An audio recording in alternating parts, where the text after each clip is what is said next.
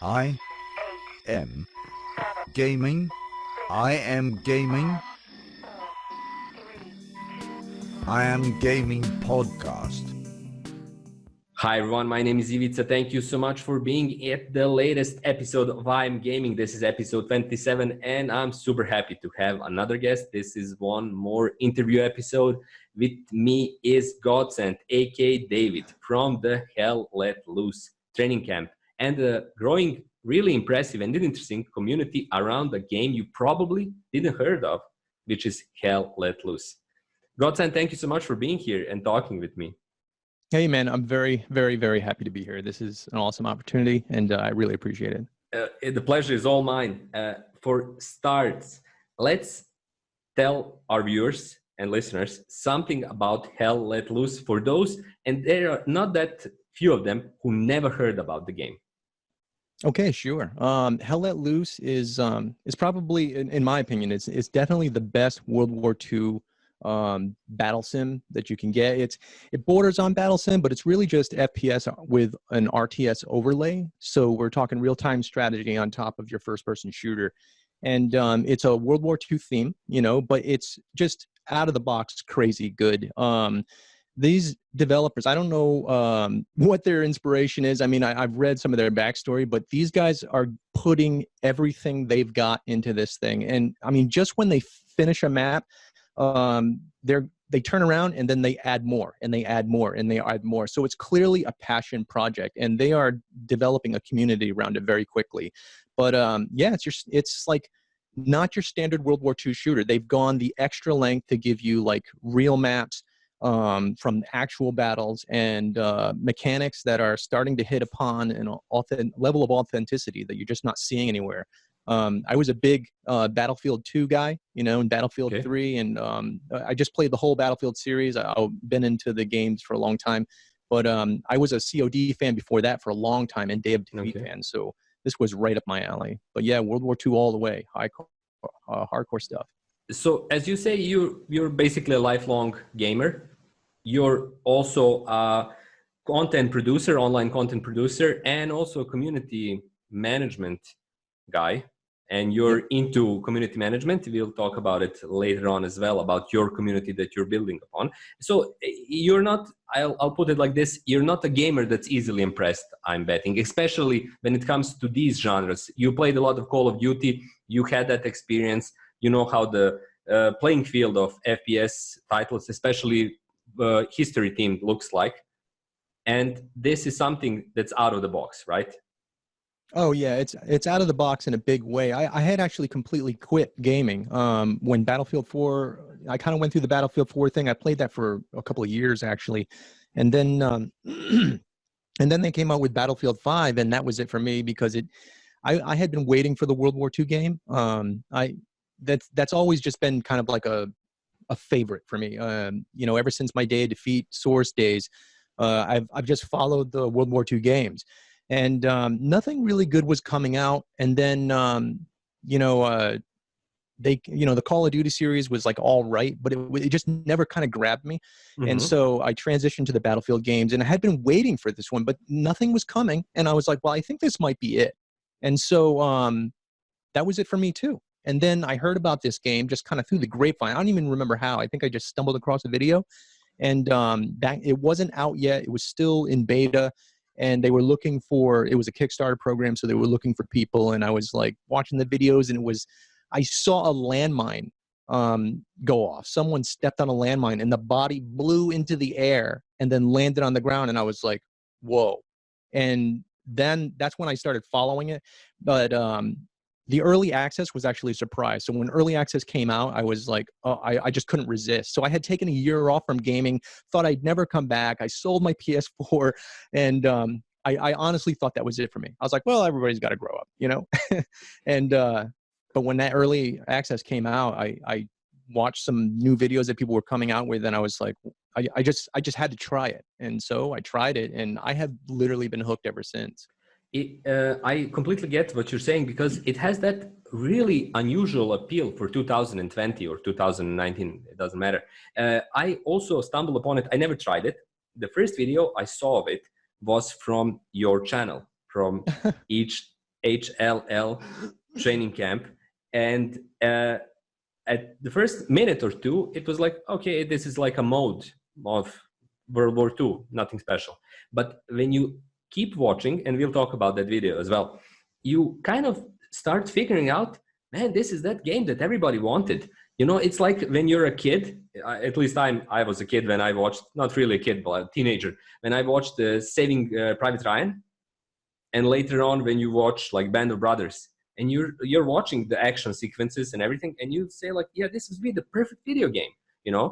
But nobody made it actually, because everything, even like the old Call of Duty games that had that sense of you're not like a lone hero that goes with a flamethrower and destroys like Third Reich. It wasn't anything near that sense of like being in a huge system. And this is what Hell Let Loose provides, at least in my view as a viewer of the gameplay. You're in a huge system, and you made your channel and your community made that video where there is a 50 against 50 setup, right, of a battle taking place in Hell Let Loose. Can you tell us a bit more about it? Sure.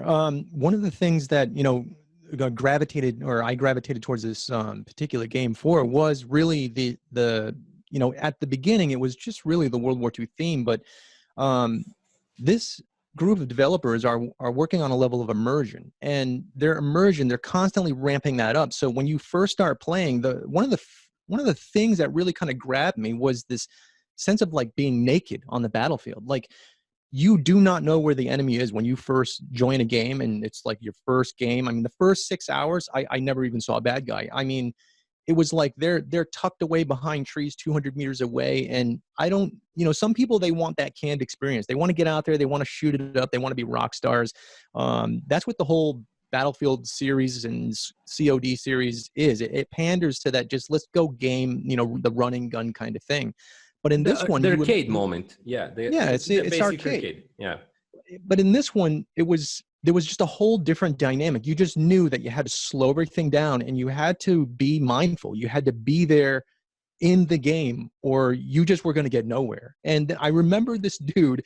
I was hiding behind a snowbank, okay, and you could just hear the bullets cracking overhead. And this guy crawled up to me, and he said, "What are you doing laying on the ground?" And the funny thing is, he was crawling up to me, so I knew he was joking, and I just started laughing. And I think I was just hooked then, because under all that incredible combat, which was just, it just seemed like it was everywhere. And you know, I've been overseas, I've been in the war zone, and it is kind of similar. You hear all this gunfire, and you don't know where anybody is, and you're just in a position, and you're like, what is happening?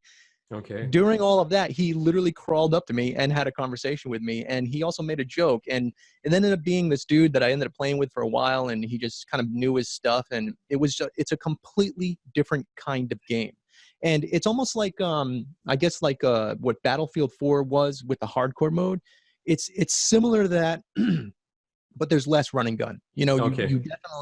You definitely have to slow things down. You can get to a running gun level, but that's when your personal level of skill gets up. You start to close with the enemy, we call it. You're able to close, and you know, the game changes a lot when you get to that level. But that's what really excited me about it. It's an entirely different feel. And now that they have a new animation overhaul coming out, and they have new graphics.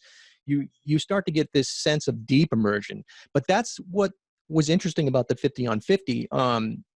We tried to capture that. We tried to capture what it's like to play in that game with real people who know what they're doing. And let me tell you, it is all business. It is just all business. Yeah, when you watch the video, there is that strong sense of being kind of in a simulation that's at the same time FPS simulation, but also a strategy simulation. And those two layers are one on top of the other at the same time. And that's really interesting and really cool, and something that you cannot find in any battle royale game. For example, even if you're playing inside of a team, it's a completely different ball game. Here you have 50 people that you're presented with, and that you're arranging as a commander, basically in an RTS mode. And that's really impressive and really logical when you think about it. But there are no other games that are doing it right now, or even before, outside of a few concepts. I know that, for example, Operation Flashpoint, the old shooter from the 1999, if I'm not mistaken, had that level of like serious realism. Also, you have that, if I'm not mistaken, it's a Civil War simulation. Also kind of trying to set up that realistic moment and add some strategy moments. But this is something different. And your video successfully captures it and even makes it a lot really entertaining through all that like sportsmanship and presentation. So yeah, and we actually had to hide some of the meta too. So like the video that you're seeing, it's as close to the battle as we could get it without giving you the proprietary meta that these teams develop. It's like really important for teams to hold on to their meta, because in any game like this, it's always just fire, maneuver, and flank. And no matter what you're doing, you're just doing more of that. So, but it's the way that they do it, like the setup for the opposing team, how they actually accomplish their missions. We had to hide all of that from the camera, so we gave them, you know, like broad generalizations of what was going on. But, you know, I had access to 16 different perspectives, and I'm on another team. We have a lot of inter-team cooperation, but these guys really trusted me with like the heart and soul of what they do and how they do it. And, you know, but again, that's the other level. That's the other level that we're talking about. It's the game.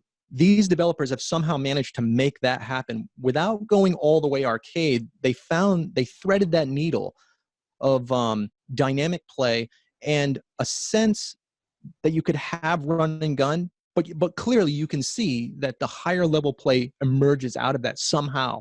And I mean, a lot of the guys, granted, a lot of the guys that I play with, we have like literally hundreds of hours playing together. We can practically read each other's minds.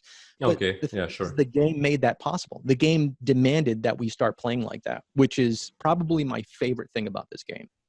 Awesome. It's really currently it's a gem in the rough. It's something that's still in the making, but there is so much potential beside the team and everything. Just in that sense of, as you say, it's basically a shooter immersive multiplayer experience, and that immersive experience changes through time, which is all of these are makings of a hit individually. But if you have them combined, that's a whole different story. And it looks like the game will find its audience, and that the audience will at one point explode. But however, you were there at the start, and so is the community you're a part of, which is, and you're basically the co-founder of the same community, which is the Hell Let Loose Training Camp. There's a YouTube channel, there's a Discord. What more can you tell me? Can you tell us about the whole HLL Training Camp initiative? Sure. Yeah, we began basically as just a small group of enthusiasts. The camp actually, first off, it's actually separate from HLL. Okay, so you have HLL, the Hell Let Loose game, and they have their own community. It's like a bunker, and it's mostly information. You know, they're just handing out information to everybody through Discord, so on and so forth. And that's connected directly to Steam. We are actually something a little different, and that's you might find this interesting. We didn't want to be a clan. What we wanted to do in the very beginning was allow people who have never played a game like this, or people who have never played this game in particular, but play these kinds of games, to have the team experience without actually being a part of the clan or you know, some sort of camp or realism group.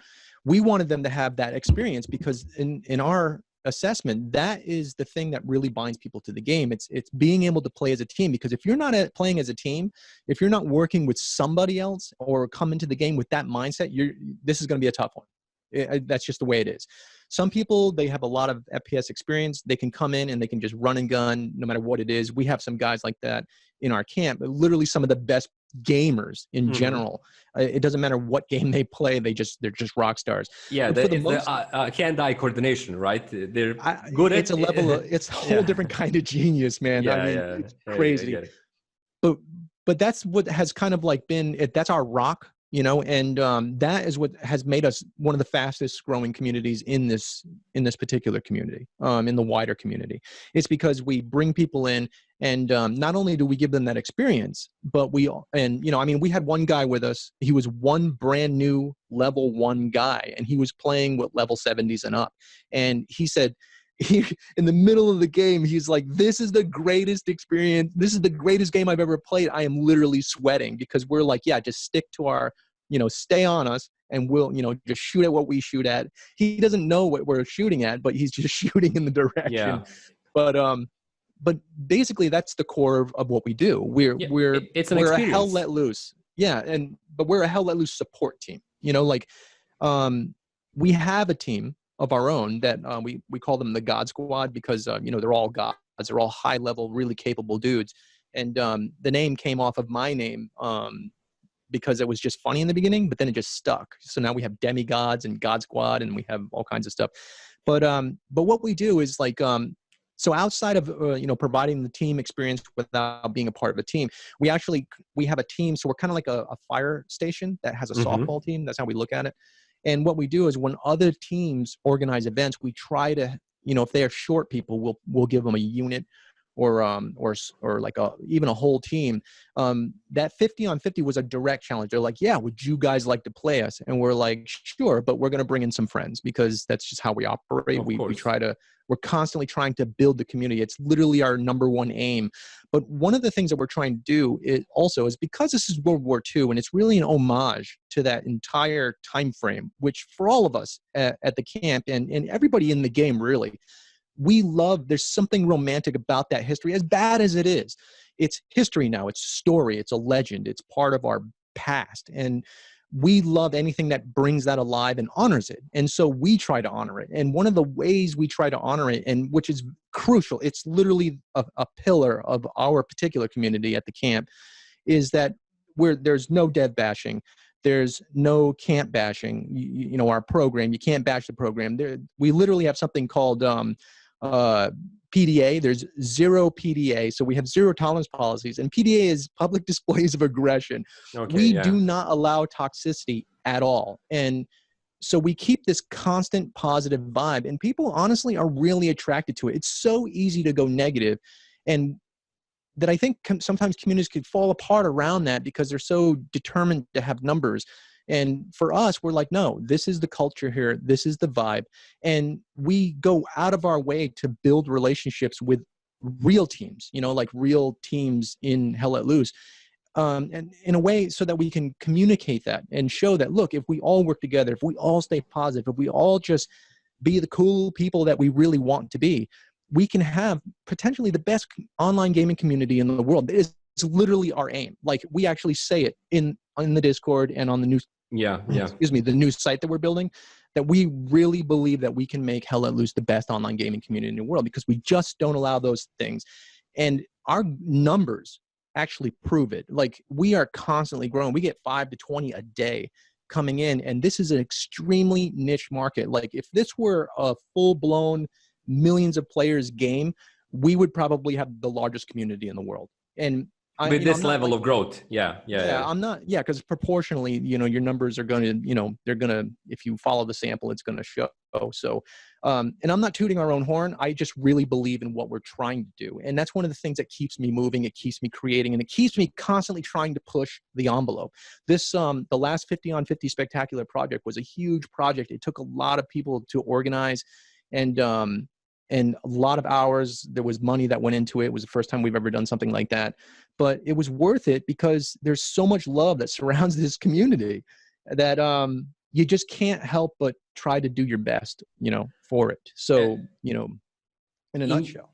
That's the thing you're saying, I don't want to toot my own horn. That I completely understand that, and it's a good thing to have. But at the same time, the numbers, not only like direct numbers, but the growth and the results kind of tell that story. Because one of my benchmark elements for a good gaming video, and I watch them a lot from all kinds of games, the ones I play, a lot of games that I don't play, is that ability of a video to capture your attention for a game that you don't know. That's a big plus. You never heard of. You don't know as a player, but if you never heard of it like I did, and you can still watch the whole video and say, not just, wow, I want to try it out. Like that was exciting. Yeah, it's something that people say today, which kind of got a little bleached out, but it's good content because you stick with it, you watch it, you know, Yeah. and you have that. And at the same time, the little I saw of your community, it also has it. If you can get 10 people a day on your Discord, 5 people a day, anything between that, every day, constantly, for a game that is really, as you say, and truly is really niche, Deep niche, yeah. that tells the whole story, you know. You don't need to say anything else. It's like, yeah, it's like results, let my results speak for myself, and you're in a position of those results even now, even in early access with so little people knowing it. And I think that element of avoiding toxicity, avoiding that hook, that ever-present hook of aggression, mockery, and over like you mentioned metadata and everything, but that whole idea of kind of pulling people out of the games, you know, with the meta of pop culture and everything, where you want to push your content to boost it however you can, you're doing the exact opposite. You're pushing people into the game, not pulling them, and not people, the viewers, everybody, not pulling them out. And I think that's a really good choice. It's counterintuitive to today's like thumb rules of content creation in gaming, but I think it works perfectly for you and your community. One of the first things we had to do was forget about the numbers. And you know, it's interesting because ironically, that's one of the first things you have to do to get into the game. You have to let the KD ratio thing, you just have to let that go, because we focus on mission, you know, and if you can accomplish your objectives in that mission, like if they say, hey, we need supplies over here so we can build a garrison, if you can accomplish that mission, you're a high value asset. Yeah. If you get killed 17 times doing it and you don't kill anybody, you're still a high value asset because you accomplished that mission. So it's a different way of looking at it. And we actually had to translate that up to the level of community. Because I ran a community back in the day, the Counter-Strike Condition Zero, you know, way back. And we had good numbers, and you know, it was all about numbers. Actually, we had 3 servers and we were constantly pushing, you know, recruit. We only recruit like people who are really interested in what we're doing. And we try to keep to that, you know, but you really do just have to let go of those numbers. You have to let go of numbers in general. They do have an XP system now, and a lot of people are climbing the ranks trying to get up and get the outfits. That's a different story entirely. But the only way you can survive in a niche and you know, keep pushing, you have to have first that overarching purpose, and second, you have to expect that your numbers are going to be low. But then there's that idea of proportionality. You know, you're like, okay, well, there's only 20,000 people playing this game, so you know, and active, you're looking at 2,000. So if you have 1,000 people in your Discord and you've got like a high percentage of that are actually playing, which high percentage is somewhere around, you know, 15 to 18%, you know, 15%, somewhere around in there, then you're really top notch. I mean, that proportionally speaking, you're like right up there with the head guys. Now, the thing about HLL is that there is a lot of new content coming. They have several new maps coming, an animation overhaul that promises to be ridiculous. A buddy of mine was in a punching bag server where they work out the bugs for the game. And he kind of like on the side mentioned to him, he says, yeah, we've been playing with the new animations. It is a different world. So there is so much more coming that it's really just mind-blowing. And when they constantly reinvent the maps, it's like, I mean, I spent $30 on this game back in June. I think I spent $50 the last time I went out to a movie, and it was a bad movie. This game has given me more for my money, plus just having the community, this huge level of connection. This game has given me more for $30. It's almost like unfair, and you almost can't help but have a sense of like gratitude. You know, there's really just a lot of love here in general, in terms of like, as far as social communities can love and gaming can love, this is like that, you know? But it's really just a mind blower. Like, you know, when I think about it, like where we came from and how far we've come and what we've done. I mean, we have a whole team of organizers now. I mean, we've got like 9 officers. We have several like sergeants, and we have like, we just took on an entire team. So we have several admins, and all of these guys are infrastructure. We actually don't wear tags in matches because we don't want our good sportsmanship and our vibe and the way that we do things to be connected with us, you know, with a tag. We want it to be connected to the community. And so We go into all these servers and we just be ourselves. We play our great game. And when people say, oh, that was amazing, they look at the server. They look at whoever owns it, and they look at the names, and they don't see us. They see that. And it's one of the other ways that we try to propagate that good character and build the community behind the scenes. So I'm pontificating now, but I'm like, no, I completely follow, because it's something that's growing. The game is growing, your community is growing. There's a great synergy there, and it brings people in, and everything is growing. And you have to be excited about it, because that's what basically every community wants: a good game, a growing game, a good community, a growing community. And that's a win-win for everyone, literally, even the developers. Because they're constantly in contact with us now. They're and constantly saying, what are you guys up to? Exactly, getting great stuff, getting good feedback, using that feedback to make a better game, to pull more people in, to let more people hear about it. So yeah, it's an awesome community, and it's an awesome community not only because it's growing, it's in that moment where it's just in front of a big expansion, but because I'm certain in a year, many more people will know about Hell Let Loose game. It's still going to be a niche. It's not going to be Apex Legends or something like that. I don't think so. No, but it's going to be bigger. Be a lot bigger than 20,000. And a really cool thing is, I wouldn't be surprised if it hits 100. I think that would be a fair projection. If it could actually get out there, maybe in 2 years. I think once it leaves EA, I think it's going to be. I think it's going to probably double or triple, because the maps really are just beautiful. They just really are. It's an experience. But I think over time, it'll build up, and it'll be one of those kind of classics that sits on the back burner, but it has like a deep following and a lot of commitment. And I think it'll just be in the 100,000 range. I'd love to see it in 1 million, but you just don't know. You just don't know how people are going to react, because it is a tough game. You do have to be a part of a team. Most importantly, it's already working really well with 20,000. Yeah. Which don't quote me on that 20,000. No, of course. Higher. Yeah. Plus minus, it's the ballpark.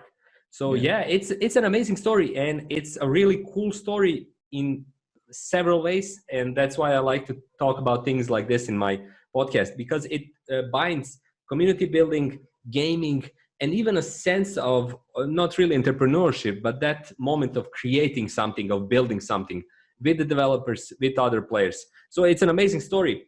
God-sSs-END, I have to thank you so much for talking with me. I think it's a really cool story. A lot more people should hear about it, and they should check out your community, right? Links are in the description below. Yeah, we're wide open. So we'll get you some links, and feel free to stop by. And we just tell people, don't be shy. Just talk to us. We're here for you. We're really, literally here for you. So yeah, you reach out, we'll reach back, and we'll get you connected. That's awesome. Also check out the game Hell Let Loose, and naturally that will also include checking out your community. I'm betting for a huge majority. This is all for this interview. Again, God-sSs-END, super big thanks. It was a real pleasure talking with you, and thank you for sharing all of this with us. Hey, I had a great time. I really appreciate you let me come on and spill my guts here. My pleasure. It was a great talk for me. No problem. Also, don't forget to check out my Patreon page. The link is in the description below. Below all of these links about the Hell Let Loose and Hell Let Loose Training Camp. Everybody, thank you so much for watching. Thank you so much for listening. If you're a first-time viewer, subscribe and see my next videos as well. This is all for the 27th episode of I'm Gaming. Thanks again, God-sSs-END, and have a great day, everybody. Bye-bye.